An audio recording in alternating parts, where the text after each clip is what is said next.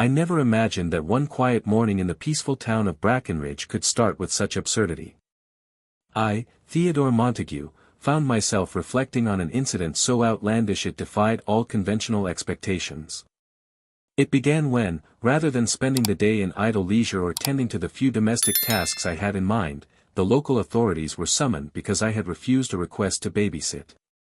It wasn't a matter of personal pride or a longing for solitude that made me decline.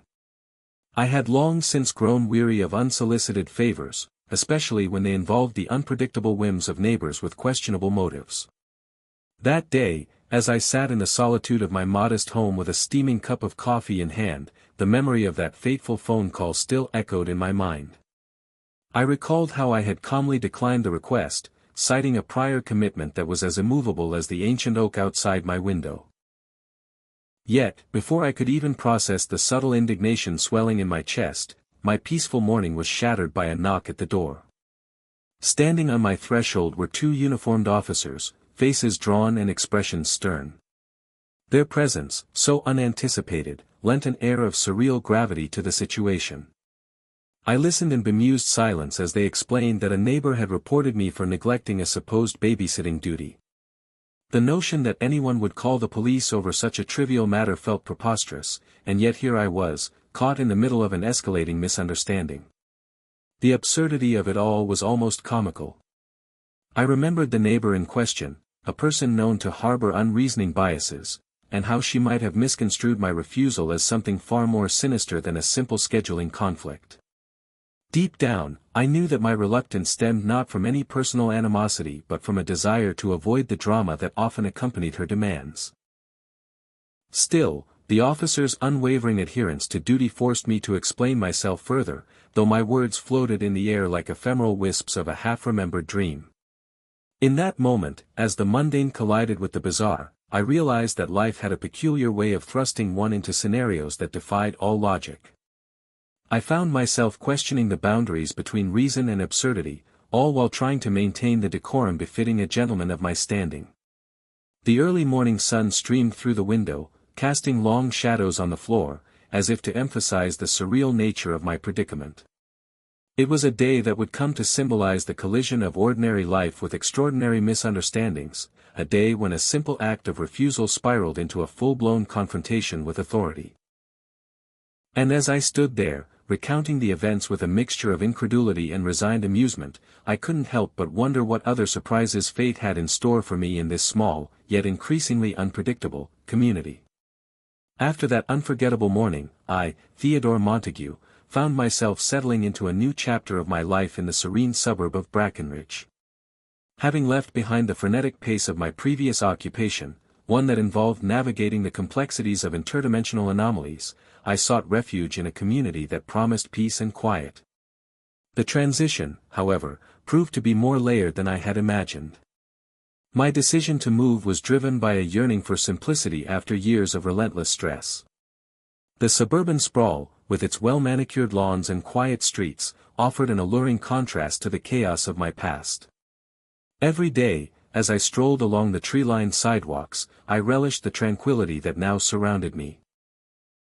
The hum of distant traffic and the gentle murmur of neighbors greeting each other in passing lent a comforting rhythm to my new existence.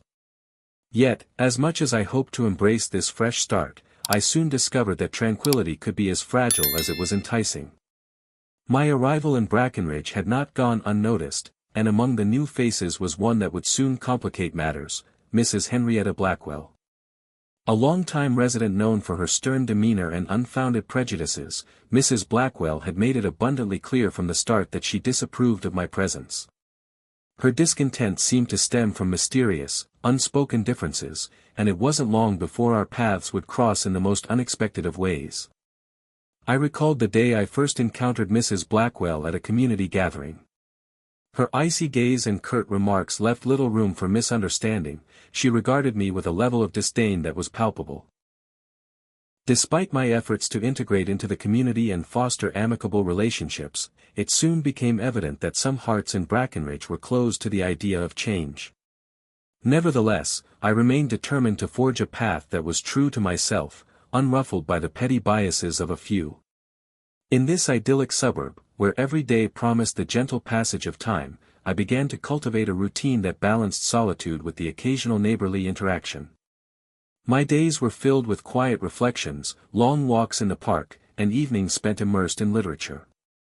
Despite the earlier commotion that had brought police to my door, I was resolute in my desire to enjoy a peaceful life, unburdened by the weight of unwanted obligations. Yet, even in this calm, the undercurrents of community politics and personal prejudices continued to ripple through the neighborhood. I found that the initial promise of suburban bliss was tempered by the realization that every community, no matter how serene, harbored its own share of tensions. And as I navigated this delicate balance, I resolved to stay true to my principles, even if that meant standing firm against the winds of discontent stirred by a neighbor like Mrs. Blackwell. Not long after I had begun to settle into my new life, an incident arose that would further test my resolve. It was on an ordinary afternoon when Mrs. Henrietta Blackwell approached me with a request that, at first glance, seemed innocuous but quickly revealed its underlying complications. She asked if I would care for her young son, Billy, while she attended what she claimed was an important meeting. The request, however, was tainted by a history of strained interactions. I had encountered Billy before, and previous experiences had been less than agreeable. The boy's unruly behavior and a series of minor but memorable mishaps had left me with a lingering reluctance to assume such a responsibility again. Moreover, knowing Mrs. Blackwell's penchant for dramatics and her well-known biases, I sensed that this was not a simple favor but rather a calculated maneuver meant to undermine my standing in the community. I explained politely that I had prior commitments that day, hoping that a straightforward refusal would suffice. Yet, the tone in Mrs. Blackwell's eyes changed swiftly from casual expectation to cold fury.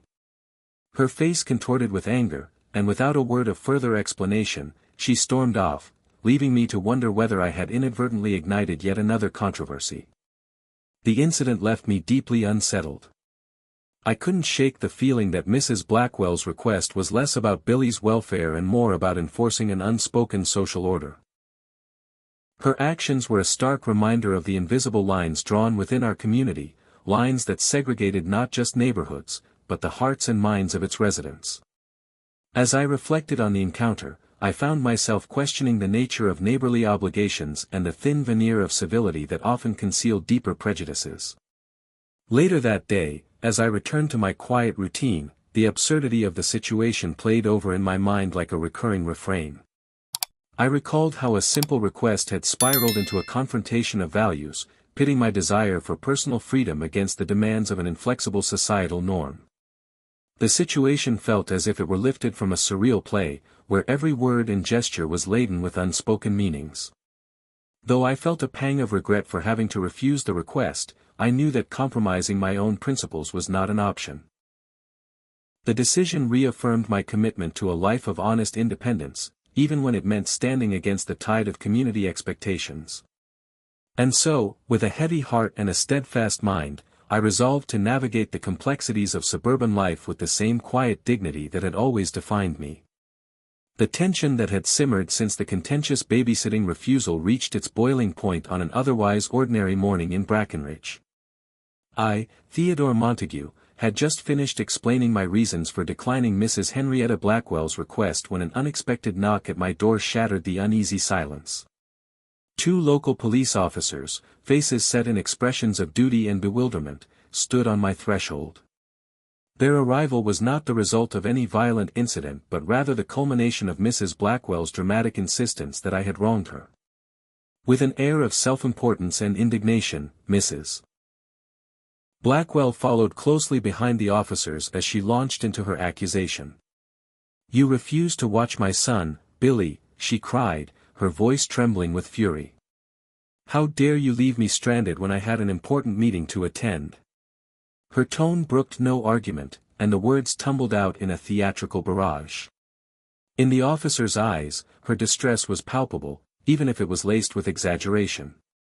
I maintained my composure, my mind racing through the events that had led to this surreal encounter. I knew that Mrs. Blackwell's claim was dubious, yet the unfolding scene forced me to respond with calm dignity. "Officers," I began, projecting my voice with measured assurance, "I believe there has been a misunderstanding. I simply explained that I had prior commitments. I did not refuse out of malice." Despite my reasoned explanation, Mrs. Blackwell's fury only escalated.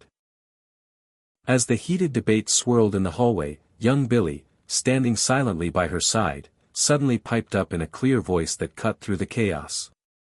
"Actually, Mom," he interjected with surprising candor, "you're not going to your meeting. You're headed to the casino and then to the liquor store." His revelation fell like a bombshell in the tense atmosphere. The officers exchanged puzzled looks, and even Mrs. Blackwell's eyes widened in shock for a fleeting moment before she attempted to recover her composure. The irony was not lost on me. Here was a situation that, moments before, had been inflated by Mrs. Blackwell's self-righteous indignation, and now her carefully constructed facade was crumbling in front of everyone. "Billy, is that true?" I asked gently, seeking confirmation amid the confusion. The boy nodded, his expression a mixture of embarrassment and relief that the truth was finally being told. In that instant, the entire room seemed to exhale. The dramatic veneer of Mrs. Blackwell's accusations wavered, replaced by the undeniable reality of her true plans. One of the officers, brow furrowed, remarked, "Ma'am, can you explain why your son is contradicting your statement?" But Mrs. Blackwell, visibly rattled, could only stammer a weak denial. The narrative she had so meticulously crafted was now unraveling, strand by strand. I could sense that the situation was rapidly slipping beyond the control of those who wished to maintain a semblance of order. Despite my inner turmoil at being caught in such a farce, I seized the opportunity to assert the truth calmly. "I have always acted with integrity," I stated, "and I have no desire to engage in any form of deception. It appears that there has been a significant misunderstanding about the nature of today's events." My words, though measured, resonated with the quiet authority that I had cultivated over years of living with honesty. As the minutes dragged on, the officers began to exchange murmurs among themselves. They seemed uncertain whether to treat this as a serious infraction or a mere domestic squabble blown out of proportion. Mrs. Blackwell's face flushed with a mix of anger and humiliation as she tried in vain to reassert control of the situation. The tension in the room was palpable, charged with conflicting emotions and the unmistakable scent of scandal. In that fraught moment, I recognized that this incident was far more than a simple babysitting dispute. It was a microcosm of the deep-seated issues within our community, a clash of values, prejudices, and personal integrity. I stood resolutely, aware that my response here could shape the narrative that would ripple throughout Brackenridge for days to come. With the truth now partially exposed by Billy's inadvertent revelation, the officers finally suggested that we all step aside to sort out the misunderstanding in a less public space. Mrs. Blackwell's protestations diminished into muttered complaints as we were led into the foyer, where a semblance of order could be restored. Even as I maintained my calm, the encounter left me with a clear understanding: sometimes the most entrenched deceptions can be undone by the simplest, most honest voices, even if they come from a child.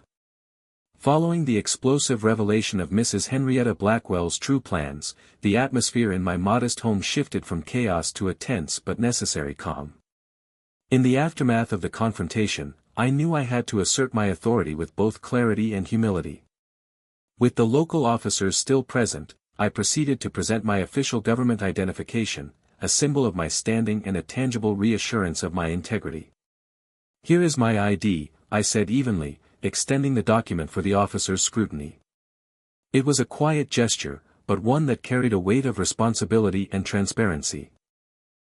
I expected that this formal display of my credentials would restore order and help dispel any lingering doubts.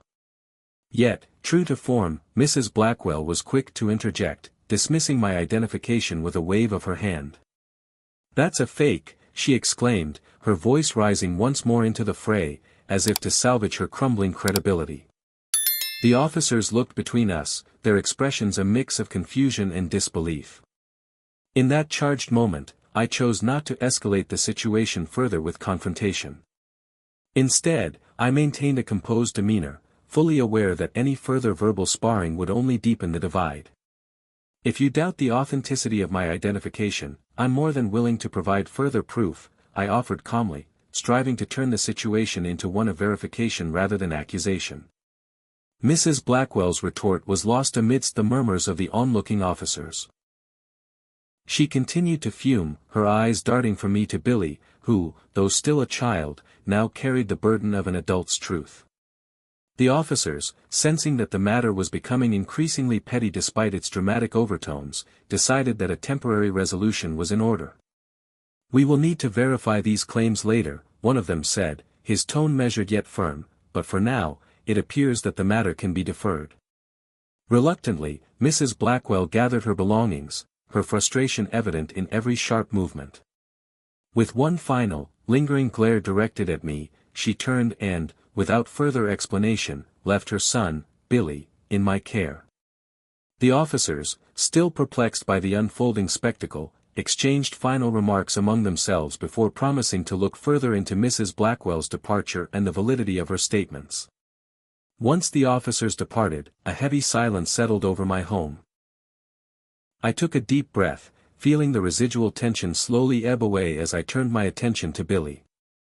The young boy looked up at me with a mix of uncertainty and hope, a silent question in his eyes that sought comfort and assurance after the chaos of the morning. I offered him a gentle smile and a reassuring pat on the shoulder. I recorded statements, noted inconsistencies, and organized all the evidence I had gathered into a coherent account.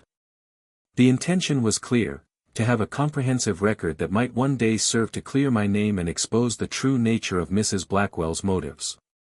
This was not an act of vengeance but one of self-defense, a measured response to a situation that had spiraled out of control through a series of dramatic misrepresentations. By the end of the day, as twilight gently enveloped the quiet streets of Brackenridge, I managed to restore a sense of order to the chaos. The officer's departure, although leaving unresolved questions, had provided me with the space to regroup and plan my next steps. I made sure that Billy felt safe and secure, arranging for a simple meal and some calm activities to distract him from the tumult of the morning. Though the confrontation had not been resolved to everyone's satisfaction, it had served as a temporary reprieve. A moment of clarity amidst the confusion. I knew that the events of the day would soon echo beyond my modest home and influence the broader community. Yet, in that moment, I found solace in the quiet assurance that truth and perseverance were on my side, and that by maintaining integrity, I could navigate even the most absurd challenges that life in Brackenridge had to offer. The morning after the tumultuous encounter, I, Theodore Montague, found myself unable to let the incident rest. Though the police had left and Mrs. Henrietta Blackwell had made her hasty exit, unanswered questions and unaddressed suspicions lingered in the back of my mind. I resolved that a thorough investigation was not only necessary to protect my reputation but also essential for safeguarding the integrity of our community. In the quiet hours before dawn, while most of Brackenridge still slumbered, I began reviewing every detail of the previous day. I meticulously sorted through the documentation I had compiled, the witness statements, my own notes, and the peculiar exchanges that had taken place in my home. Each line of inquiry led me to one inescapable conclusion: there was more to Mrs. Blackwell's actions than simple neighborly disagreement. Determined to uncover the hidden truths, I began reaching out to a small circle of trusted confidants. Old friends from a previous life, those with a keen sense of justice and a willingness to question the status quo, agreed to help me piece together the events. Among them was my longtime associate, Gregory Ellison, whose sharp intellect and resourcefulness made him an invaluable ally. Together, we pored over every scrap of information, comparing recollections and identifying discrepancies in Mrs. Blackwell's narrative. One recurring point of contention was the claim of an important meeting that Mrs. Blackwell had cited as the reason for her urgent departure. The more I investigated, the clearer it became that her excuse was nothing more than a facade. Interviews with local shopkeepers and other neighbors revealed that she had been seen frequenting the town's casino and, later, a popular liquor store, places far removed from the respectable settings one would associate with an important professional engagement. Late one evening, while the wind whispered secrets through the old oak trees lining Brackenridge's streets, Gregory and I gathered in my study to reassess the evidence. We reviewed photographs, cell phone records, and even social media posts that subtly contradicted Mrs. Blackwell's claims. Every piece of data reinforced the growing suspicion that her actions were designed to deflect attention from her own questionable behavior. Throughout this process, I felt a mounting responsibility to protect not only my own reputation but also the welfare of young Billy, who had unwittingly become entangled in this web of deceit. I made several discreet inquiries regarding his well-being and even arranged for a temporary guardian should the situation escalate further. My determination to see justice served grew with each passing day, fueled by the conviction that truth must prevail, even when it meant challenging those who wielded their power with reckless abandon. My investigation soon took on a dual purpose: to vindicate my actions and to expose the deeper currents of manipulation and prejudice that seemed to run beneath the surface of our suburban life. I began drafting detailed reports and collecting statements from other neighbors who, like me, had sensed that something was amiss. Many were reluctant at first, intimidated by the prospect of standing up to a figure as formidable as Mrs. Blackwell. However, as more evidence surfaced, a quiet alliance began to form among those who yearned for accountability and transparency. As I worked late into the night, my study became a sanctuary of relentless inquiry.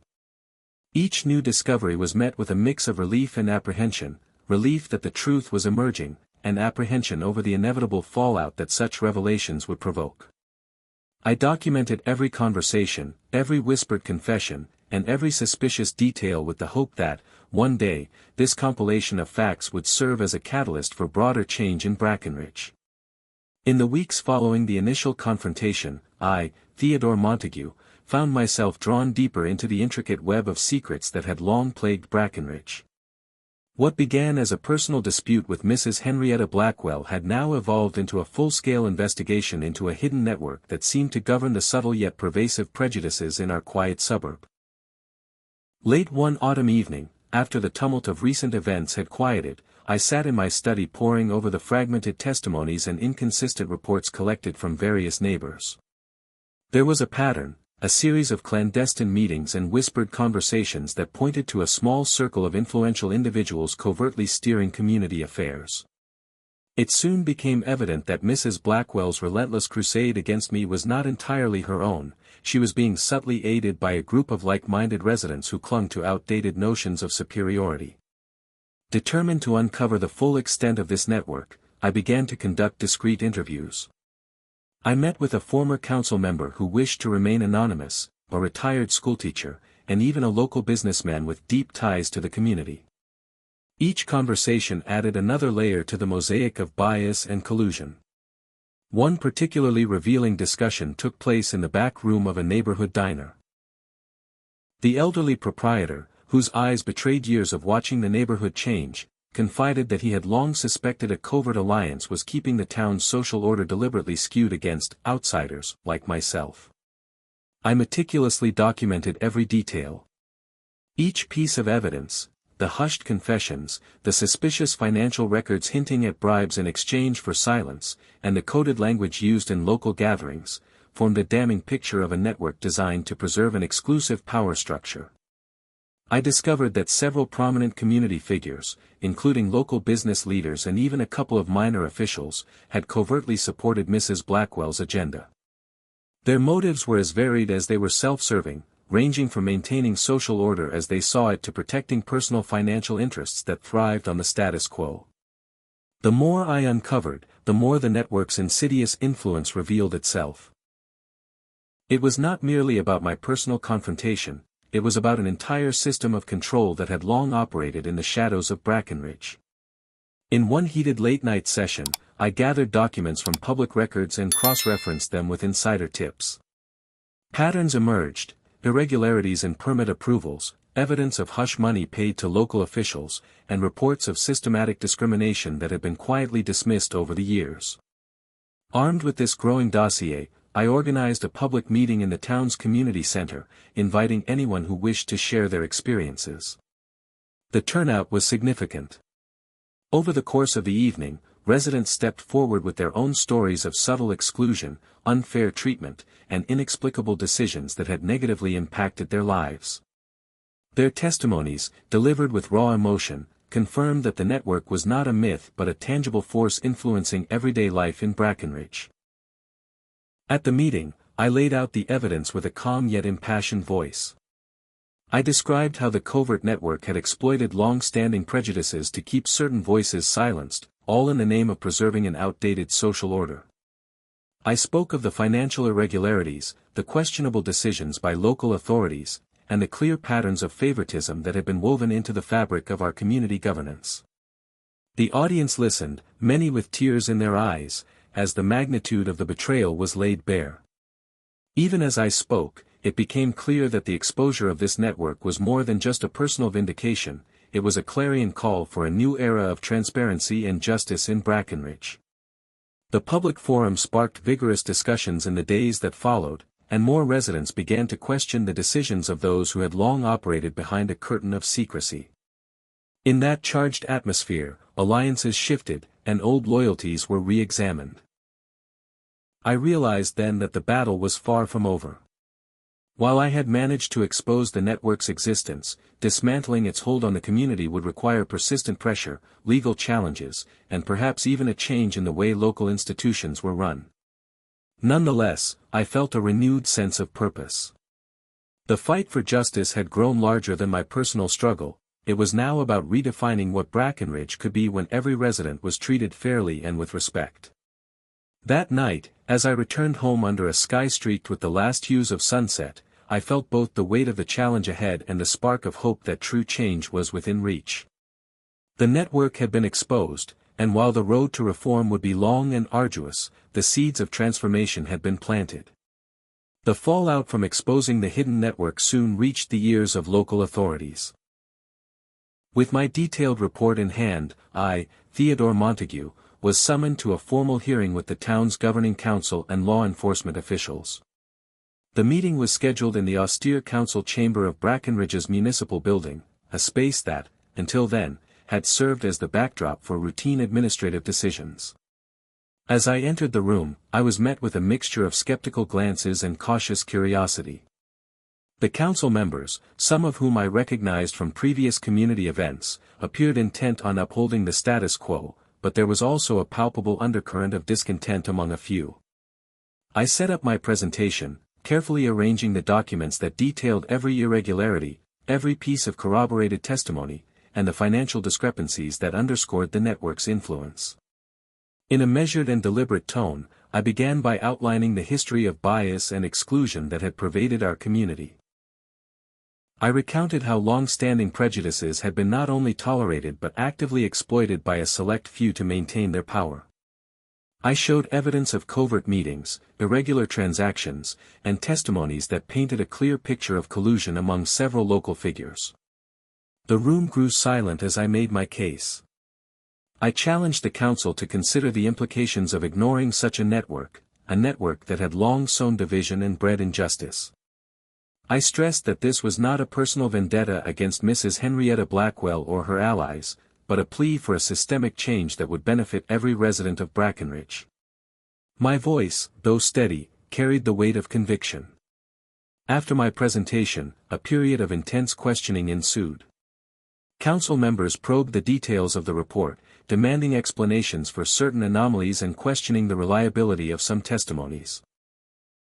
I responded with clarity, referring back to documented evidence and urging them to see the broader pattern of abuse. Slowly, the tone in the chamber shifted from dismissive skepticism to reluctant acknowledgement. One official in particular, a councilman known for his moderate views, expressed his support. He noted that while the evidence was troubling, it provided a rare opportunity to correct long-standing oversights and restore public trust.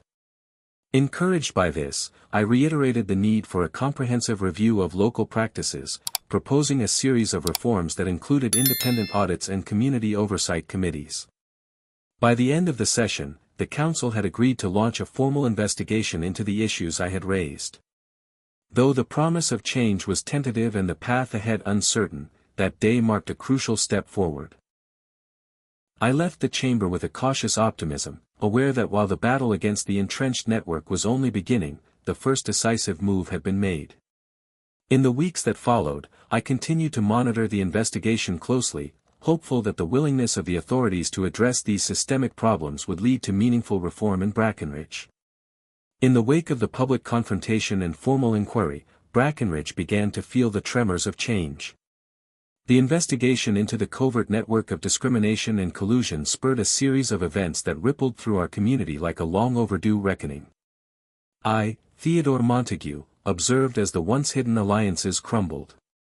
Several local officials and influential figures, once seen as untouchable, found themselves under intense scrutiny. Reports of misconduct and financial irregularities emerged with increasing frequency. The revelations had an immediate impact. Long-trusted institutions were forced to reassess their practices, and whispers of reform spread rapidly among the residents. Neighborhood discussions, once hushed and fearful, now took on a fervent tone. At community meetings, people recounted their own experiences of injustice, stories of exclusion, undue favoritism, and subtle coercion that had, until now, been brushed aside. The collective voice of the community grew louder, demanding accountability and transparency from those in power. The media, which had initially treated the controversy as a minor local squabble, now reported on it with a sense of urgency. Headlines painted a picture of a town on the brink of transformation, and public sentiment shifted steadily toward supporting a thorough investigation. Even some of the staunchest supporters of the old order began to question whether the established practices were sustainable. For my part, I continued to work closely with reform-minded community leaders and local journalists. I attended town hall meetings and public hearings, offering further evidence and supporting the push for reform. The process was not without its setbacks. There were moments when resistance from entrenched interests threatened to derail the progress we had made. Yet, each setback only reinforced my resolve to see the truth prevail. As the investigation unfolded, the full extent of the network's reach became undeniable. The dismantling of the network led to the resignation of several key figures and the implementation of interim measures designed to curb further abuses. Although the process was far from complete, it marked a turning point. Brackenridge was finally beginning to reckon with its past and lay the groundwork for a more equitable future. In the months following the upheaval, Brackenridge gradually emerged from the shadow of scandal into a tentative period of renewal. The exposure of the covert network and the subsequent investigation had shaken the very foundation of our community, yet it also sowed the seeds of a new era. I, Theodore Montague, observed with a mixture of relief and cautious optimism as local authorities implemented sweeping reforms aimed at ensuring transparency and accountability.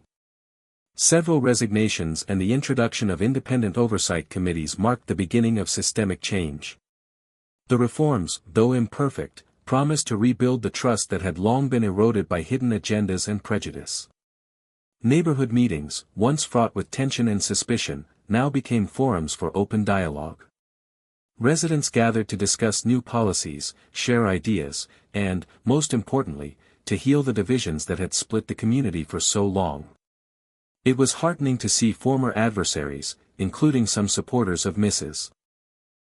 Henrietta Blackwell's old guard, begin to work together toward a common goal of fairness and inclusivity.